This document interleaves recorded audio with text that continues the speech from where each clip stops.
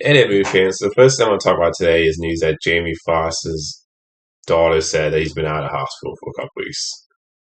I'm happy to hear, happy to hear this news because he's a great actor, and I know they haven't said like what exactly happened to him while he was in the hospital, but it's just good to hear that. Good to hear that news because, like I said, he's a great actor, and he's definitely one of those actors I want to see, see alive for years and do movies and shows. So just my wishes definitely go out to Jamie Foxx and his family, and I hope he gets better. I hope he makes a full recovery, whatever happened to him. Next thing I want to talk about is news that Dave Filoni confirmed that Grand Admiral Thrawn is going to be the villain for his Star Wars movie. It was supposed to close out all the Disney Plus shows.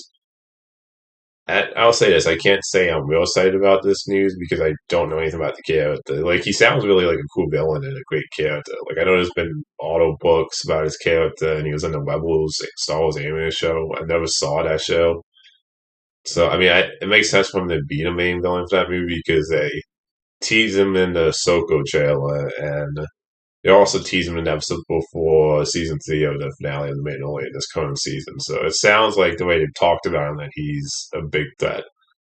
And from what I heard, like I know that they said the audible book versions of him is a little different than the version you see in Rebels. When Rebels he's more of a villain.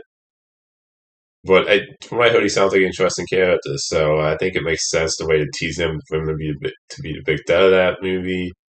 And I know like people said he's one of those villains that's really like he's one of those villains that's about like strategy, and he's one of the smartest villains. So I like that 'cause it sounds like he's definitely different from Darth Vader. And he's not just another villain that looks like Darth Vader in like a black costume or something like that. So I'm interested to see him as a character because it'll be the first time before at least obviously he's gonna be in Ahsoka if you see the trailer, but I think it makes sense the way to tease him and build him up that he would be the big villain for that movie. The next thing I want to talk about is I watched that Netflix movie, The Mother. Yeah, I thought it sucked. I mean, a lot of Netflix movies are crappy. I mean, once in a while they put out some movies I love. Like I love the Adam Project. I loved Old God. I thought that movie Always Be My Baby was a fun movie. I thought Irishman and Power of the Dog were okay. So once in a while they put out some movies like the Adam Project and Oh God I Love, or movies like Always My Baby, which I thought was fun. But most of the movies are really crap. Yeah, like I enjoyed The Gray Man too, but it wasn't anything like memorable about that movie. I thought was like I didn't think it was a great movie. So the track record is kind of like more miss and hit for me.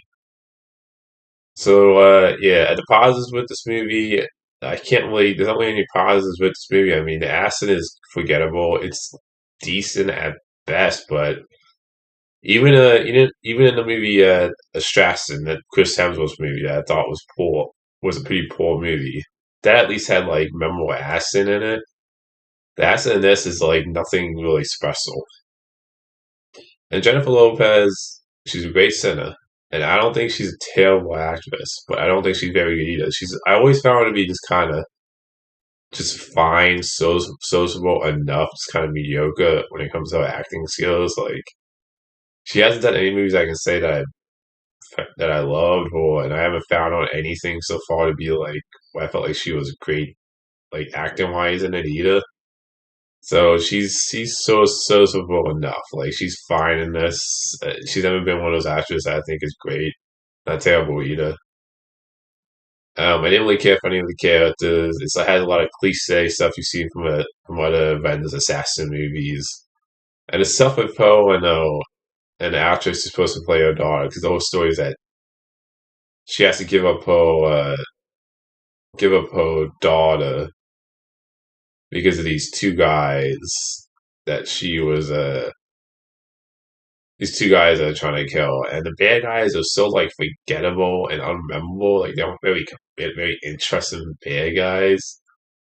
And overall, it's just story's predictable. It's cliche. The actor's not particularly memorable. The characters I didn't care for. They don't really spend enough time between her and her daughter to really get any investment in it. So yeah, this is another like crappy Netflix movie, so I can't recommend the mother. The next thing I want to talk about is Air. Now I was really excited for this movie because you got Ben Affleck directed it. He's not just a great actor, but he's a great director. I know he like the last scene he did was Live by Night, which I never saw, and then he kind of took a break from directing for a little bit there. It seemed, but I was so excited to see him back to directing movies again because I love the town. I love Argo. Now I gotta say this about this movie. This movie's fantastic. This is a great movie. Like to me, the whole cast is fantastic, and Matt Damon's great. Ben Affleck is great. Jason Bateman is great. Chris Rock, I thought, was I love seeing him in stuff. He's great in this too. Just it's a great story too. You care about the characters. You feel invested in the story, and I actually didn't have a problem with the fact that you don't you whoever they cast to play Michael Jordan in this. But so you don't see Michael Jordan's face in this. He's always in the. You see him like anytime they show him, it's like from the back, and you hear whoever that person is. Like he has two lines in the movie. Whoever whoever did the stand for Michael Jordan, but it didn't bother me because they kind of make it clear that his mom kind of wants the business side of stuff with him. So and Viola Davis, she's always great in everything, so she's great in this. Oh, this movie also has a great soundtrack too. Like some of the music in this, I really love. So, but yeah, it's just a great story, and I love how this like because I'm not a basketball person, but the story around of like how the Michael Jordan's deal with Nike, how he became basically the brand of Nike, how that affected basketball players and wanting to get what they deserve for how they played. I thought that was just a fantastic story. Like I didn't know all the details of that. Where like the one thing I didn't know is that back then in fantasy, the NBA would find you if the shoe wasn't 51% white. The shoe was. I never knew that, so I thought that was an interesting fact. It's just a very compelling story with great performances, and for me, I'm somebody that loves story and character. I like my ass in the movies, but to me, at the end of the day, for me, it's story and character when I think of movies that I love. So I would definitely recommend this, and I hope Ben Affleck like starts to direct more movies again because he's a fantastic director. So just a great movie, and I highly recommend people check out. This movie I wish I saw in theaters, but I definitely recommend this movie. Even if you're not a basketball person, I think the story behind this deal that went down that affected all basketball players about them wanting to get what they deserved money wise is a great, compelling story. So I definitely recommend people check out. Yeah. Until next time, movie fans.